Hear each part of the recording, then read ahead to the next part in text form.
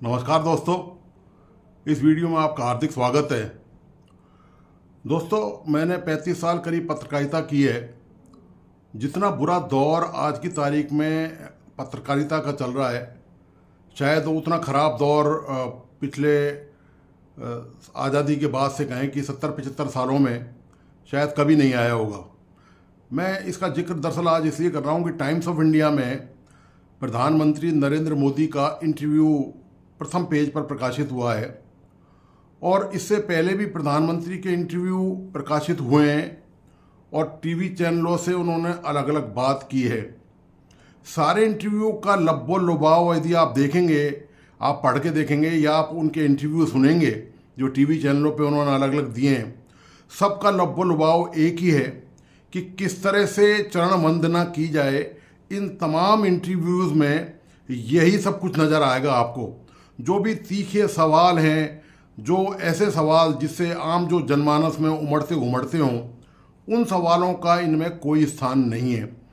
यदि ये दरअसल लगता इस तरह से है कि ये इंटरव्यू नहीं है, ये पूरा पहले से ही तैयार एक प्रस्ताव है और इससे ये भी जाहिर होता है कि कौन से सवाल पूछे जाने हैं और कौन से सवाल नहीं पूछे जाने, ये पहले से ही डिसाइडेड है। जब कोई चीज़ पहले से ही तय है तो फिर उसका कोई मतलब नहीं है। फिर वो पंपलेट की तरह है कि आपने एक पंपलेट छपवाया और आपने उसको बेच दिया। तो जहाँ तक अखबारों की और मीडिया की हाल है, तो उनका हाल भी कुछ इसी तरह का हो चुका है। पिछले दिनों प्रधानमंत्री ने साउथ के एक चैनल को इंटरव्यू दिया। उसमें भी उन्होंने तमाम वही बातें दोहराई जो अपने वो सार्वजनिक मंचों से, रैलियों के दौरान, चुनावी सभाओं के दौरान जो वो कहते रहे हैं, जो सवाल वो कांग्रेस और विपक्ष पर उठाते रहे हैं, लेकिन उन पर कोई सवाल नहीं उठाया गया, उनसे कोई क्रॉस क्वेश्चनिंग नहीं की गई। ये साहस जो है वो कोई भी टीवी चैनल और कोई भी अखबार अभी तक नहीं दिखा सका। और ये जो ट्रेंड है ये काफ़ी लंबे समय से चला आ रहा है कि जो सवाल नहीं करने की जो परंपरा है वो पत्रकारिता से गायब हो रही है।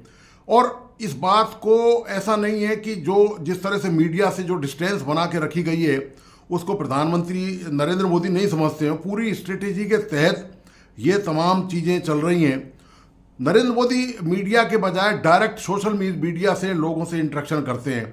और जो मीडिया सवाल, एक बात और भी है, जो मीडिया यहाँ पर सवाल नहीं उठा रहा, कोई भी मुद्दे हों, जो तीखे मुद्दे हो सकते हैं, जो देश से जुड़े हुए मुद्दे हो सकते हैं, जो राष्ट्र को आगे ले जाने के मुद्दे हैं, राष्ट्र हित से जुड़े मुद्दे हैं, वो तमाम मुद्दे हो सकते हैं। इसमें कोई संदेह नहीं है कि नरेंद्र मोदी ने प्रधानमंत्री के तौर पर 10 साल में बहुत बेहतरीन काम किया है, लेकिन सवाल तो उन कामों पर भी पूछे जा सकते हैं, उठाए जा सकते हैं।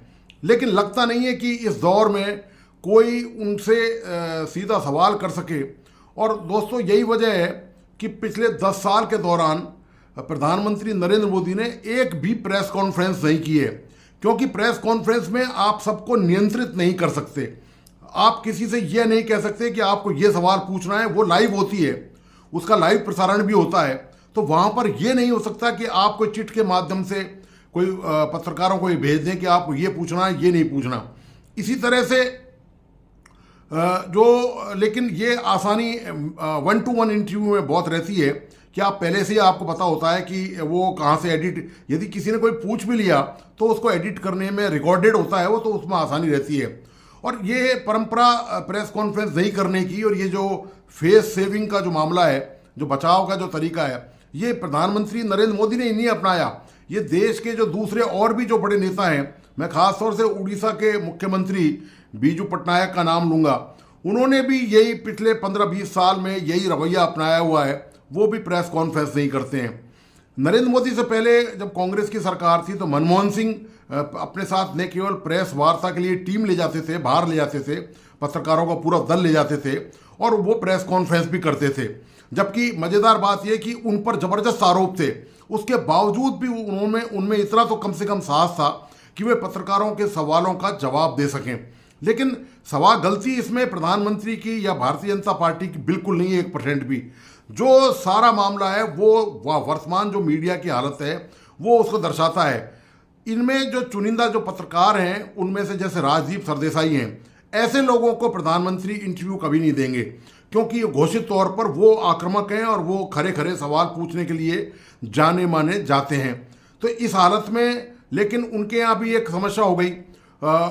उनके यहाँ जो बहुत ही अच्छे जो तेज तर्रार एंकर माने जाते थे राहुल कंवल, वो आपको पता होगा कि पिछले दिनों अनंत अंबानी की प्री वेडिंग सेरेमनी को कवरेज करने गए थे जामनगर गुजरात में। तो वहाँ पर उन्होंने वो हथनी को, जो उसने अनंत अंबानी ने जो अपने घर में हथनी पाल रखी थी, लावारिस बच्चा था हथनी का, उसकी खिचड़ी खा ली और उसको बताया ये बड़ा स्वादिष्ट है। इतनी भारी किरकिरी, मतलब चरण वंदना की इस हद तक हालत है कि कोई सोच नहीं सकता कि आपने हथनी की खिचड़ी खा ली और आप कह रहे हैं कि मैंने पूरे जीवन में ऐसी खिचड़ी नहीं खाई। ये हालत हो चुकी है दोस्तों। अब आप इससे अंदाज़ा लगाएं कि चरण वंदना की क्या हालत हो चुकी है और किस तरह से लोग तीमारदारी करने में, मतलब बिछे रहने के लिए तैयार हैं, केवल इशारा मात्र चाहिए। हालांकि राजदीप सरदेसाई जैसे पत्रकार इस देश में बहुत कम रह गए हैं और व्यर्थ की आलोचना नहीं, जिस तरह से जो व्यर्थ में जो दुश्मनी जो उसको कहते हैं कि वो आलोचना नहीं, लेकिन जो सार्थक आलोचना है, जो समालोचना जिसको कह सकते हैं, वो दरअसल अब लगातार कम होती जा रही है। और यही वजह है कि आपको अब जो सच्चाई है वो मीडिया में नज़र नहीं आएगी। इससे बेटर आपको सोशल मीडिया में तीखे और ऐसे सवाल जो कहीं ना कहीं सत्तारूढ़ दल को परेशान करते हों, वो आपको ज़रूर नज़र आएंगे। तो मेरा और आपको मैं एक बात और बता दूं, ये जो गिरावट आई है ये ऐसा कभी नहीं था पहले। मैं बहुत सारे इंटरव्यू देख रहा था जो संपादकों के, जो पूर्व में जो संपादक रहे हैं, उसमें से जैसे आपको बताऊं खुशवंत सिंह हैं, सईद नकवी हैं और इसके अलावा कुलदीप नैयर हैं। ये जो बड़े जर्नलिस्ट पत्रकार थे, मतलब ये इतने उस समय के इतने ऐसे लोग थे, ये इतने सिद्धांतवादी लोग थे कि इन्होंने न केवल सरकार की, उस समय जो भी सरकार रही है, ज़्यादातर कांग्रेस की सरकार ही रही है उस दौरान, उसने न केवल सरकार की सुनी बल्कि जो अपने मालिक हैं, जो प्रबंधक हैं, उन तक की उन्होंने खबरों के मामले में समझौता करने से इनकार कर दिया। मैं आपको एक उदाहरण देके बताता हूं जो मैंने उनके एक इंटरव्यू में सुना है, एक संपादक के में, कि जब वो ये तय हुआ कि संपादक फ्रंट, उस समय प्रथम पेज पर विज्ञापन नहीं आते थे, ये तय था, टाइम्स ऑफ इंडिया की मैं बात कर रहा हूँ। तो संपादक का मैं नाम सॉरी भूल रहा हूँ, याद आ जाएगा तो आपको ज़रूर बता दूंगा। तो ये तय हुआ कि फ्रंट पेज पर प्रेशर आने लगा मार्केटिंग की तरफ से कि नहीं फ्रंट पेज पर भी विज्ञापन जाना चाहिए, इससे कंपनी को नुकसान हो रहा है। तो ये तय हुआ, तो बड़ी मुश्किल से वो ये राजी हुए कि जो क्वार्टर हिस्सा है, राइट हैंड साइड का जो नीचे का हिस्सा है अखबार का, आप फ्रंट पेज देखेंगे तो राइट हैंड साइड में आपको हिस्सा नज़र आ जाएगा। तो यदि आप अखबार को आप चार तरफ से फोल्ड करेंगे तो वो राइट हैंड साइड का एक कॉर्नर है, उसमें केवल विज्ञापन छपेगा और उसकी भी एक सीमा ये तय की गई कि इससे बड़ा नहीं छपेगा। हुआ ये कि एक बार बड़ा विज्ञापन आ गया तो वो कुछ सेंटीमीटर बड़ा था। अब ये चूंकि उसकी पहले से माप तय कर दी गई थी संपादक द्वारा कि इससे ज़्यादा बड़ा विज्ञापन छापने की प्रथम पेज पर स्वीकृति नहीं दी जा सकती और खबरों से कोई समझौता नहीं होगा। यह मुद्दा उठाया गया कि साहब ये विज्ञापन लगना जरूरी है प्रबंधन द्वारा टाइम्स ऑफ इंडिया के। लेकिन उसके बाद जब यह मुद्दा संपादक के पास पहुंचा तो संपादक ने साफ तौर पे इनकार कर दिया कि 1 सेंटीमीटर भी बड़ा विज्ञापन नहीं छपेगा, जो पूर्व निर्धारित है केवल वही विज्ञापन छपेगा। और दोस्तों आज की तारीख में हालत यह है कि ये जितने भी संपादक हैं मौजूदा तौर में, अपवाद छोड़ दीजिए आप, मैं रीजनल पेपर की तो बात ही नहीं कर रहा, उनकी तो कोई हैसियत और बिसात ही नहीं है, मैं तो राष्ट्रीय स्तर के समाचार पत्र और जो न्यूज़ चैनल हैं उनकी बात कर रहा हूँ। उनकी हालत ये है कि किसी की हिम्मत नहीं है वो ये सवाल भी पूछ सकें कि ये प्रथम पेज पर पूरे का पूरा विज्ञापन, आपने अखबार खोल के देखे होंगे 2-2, 3-3 पेज तक विज्ञापन लगातार, और जैसे मन चाहे विज्ञापन, मतलब खबरों के अंदर ठूसे हुए विज्ञापन, कुछ भी करा लो आप पैसा देकर, कुछ भी, सिर्फ पैसा चाहिए। और यही वजह ये है कि आप जानते हैं कि जो भी इसमें बाधा बनता है वो फिर बाहर, पहली बात तो कोई बाधा बनने की हिम्मत दिखाई नहीं सकता, सवाल ही नहीं होता, उतनी जो ताकत है, उतना जो कैलिबर है वो अब शायद किसी में रहा नहीं है। और एक बात और, यदि कोई जरा भी आंख दिखाने की कोशिश भी करता है, खास तौर से मैं सरकार की सत्ता की बात कर रहा हूँ, आपको पता होगा कि भास्कर पर छापे पड़ गए थे, कुछ नहीं है, ऐसा नहीं है, भास्कर के 1000 धंधे चलते हैं, तो वो कोई दूध के धुले हुए नहीं है। सबसे बड़ी बात यह है कि मालिकों के 50, प्रबंधकों के 50 तरह के धंधे चलते हैं, वो कहीं ना कहीं डिफाल्टर हैं उन सब में। तो सरकार को एक बात अच्छी तरह से पता है कि यदि हमारे खिलाफ कोई कुछ भी करेगा तो इनकी गर्दन हम तुरंत दबोच लेंगे।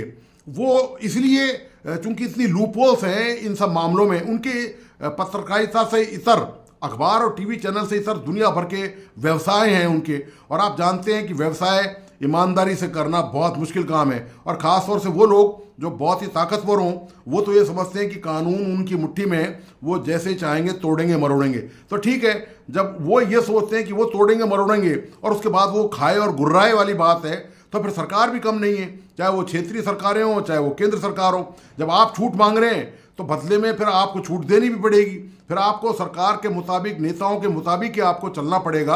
आपके उसके इतर और बितर आप कहीं भी नहीं चल सकते। दोस्तों, मेरा मन दरअसल बड़ा खलबला रहा था, मैं लगातार ये इंटरव्यू देख रहा था, तो मैंने सोचा इस पे आपके सामने ये एक पक्ष रखा जाए, एक एनालिसिस किया जाए। हालांकि ये पत्र, इससे हो सकता है कि बहुत सारे मेरे मित्र लोग नाराज़ हो जाएं और मुझे काफ़ी कमेंट भी सुनने को मिले, लेकिन मैं इसके लिए तैयार हूँ, कोई बात नहीं। अब जब जीवन में इतना सब कुछ झेला है तो इस मुद्दे को लेकर यदि कोई आलोचना होती है और तो इस सच्चाई के मामले को लेकर जो आपके सामने रखने का प्रयास कर रहा हूँ, तो ठीक है, कोई बात नहीं, ये भी बर्दाश्त कर लेंगे। जब जीवन में बहुत सारे मोड़ों पर बहुत सारे अनुभव लिए हैं तो ये भी एक अनुभव लाइफ का सही, बाकी कोई फ़र्क नहीं पड़ता। तो ये जो हालात हैं दोस्तों, ये लगता नहीं है कि आसानी से बदलने वाले हैं। आप दरअसल सवालों से, सवाल ये बात नहीं है कि आप बहुत अच्छा काम कर रहे हैं, डेफिनेटली कोई संदेह नहीं है, इसमें कोई डाउट नहीं है, लेकिन सवाल ये है कि आप बचने की कोशिश कर रहे हैं और पूरी तरह से प्री प्लान्ड है। मैं उस पक्ष की बात नहीं कर रहा। हर सरकार, हर नेता ये चाहता है उसकी बेहतरी के बारे में छपा जाए, उससे कोई क्रॉस क्वेश्चन नहीं हो, उससे तीखे और सवाल, जनता के हिस्से जुड़े हुए सवाल नहीं उठाए जाएं, नहीं करे जाएं। उनका पूरा प्रयास ये रहता है। सवाल ये है कि वो तो अपना प्रयास पूरा जारी रखेंगे, लेकिन आप क्या कर रहे हैं? जो दूसरा पक्ष है, जो मीडिया का पक्ष है, वो आखिर क्या कर रहा है? वो किन कारणों से घुटने टेके हुए है?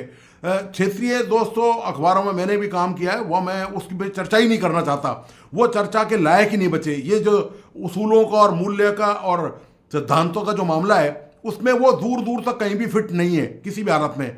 थोड़ी बहुत यदि फिटनेस बरकरार रखी हुई है हल्की फुल्की, तो वो दिल्ली की, मतलब नेशनल जो पेपर है, न्यूज़ चैनल है, थोड़ा बहुत उनमें।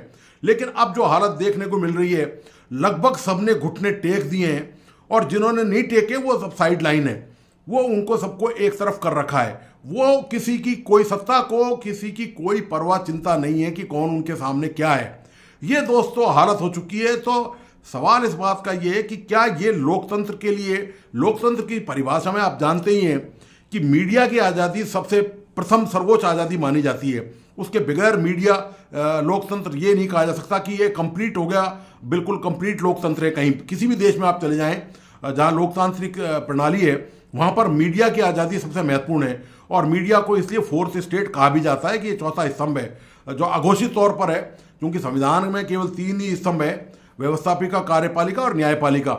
लेकिन फोर्थ स्टेट के बगैर, जो घोषित तौर पे कहीं भी किसी कायदे कानून में नहीं है, सिर्फ प्रेस एक्ट के तहत ये सब कुछ और आज़ादी की अभिव्यक्ति के तहत ये सारे मीडिया संस्थान और अखबार चलते हैं, उसके अलावा कहीं कोई कुछ भी नहीं है।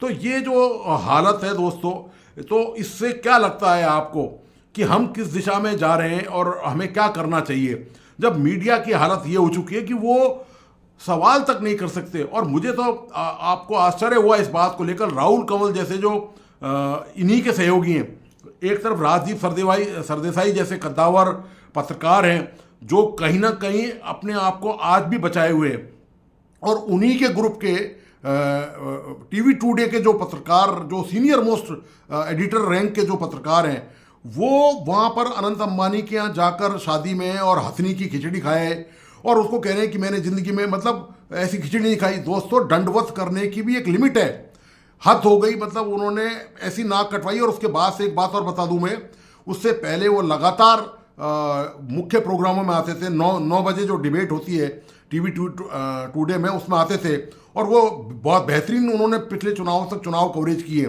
चाहे वो विधानसभा के चुनाव रहे हो चाहे पिछले लोकसभा के चुनाव रहे हो। उसके बाद से प्रबंधन को लगा कि ये जाती हो गई है और उनकी बहुत बदनामी हुई, क्योंकि इसके सोशल मीडिया पर ज़बरदस्त वीडियो वायरल हुए और ANI ने बाकायदा उसके खिलाफ आधे घंटे का राहुल कंवल पर एक प्रोग्राम भी बना दिया कि किस तरह से, और जबरदस्त उसकी आलोचना की गई कि वो किस तरह से हथनी की खिचड़ी वहां पर खाया है, और हथनी की खिचड़ी की मतलब जानवर की खिचड़ी खाकर आदमी खुश हो रहा है, और वो भी इतना बड़ा सीनियर पत्रकार।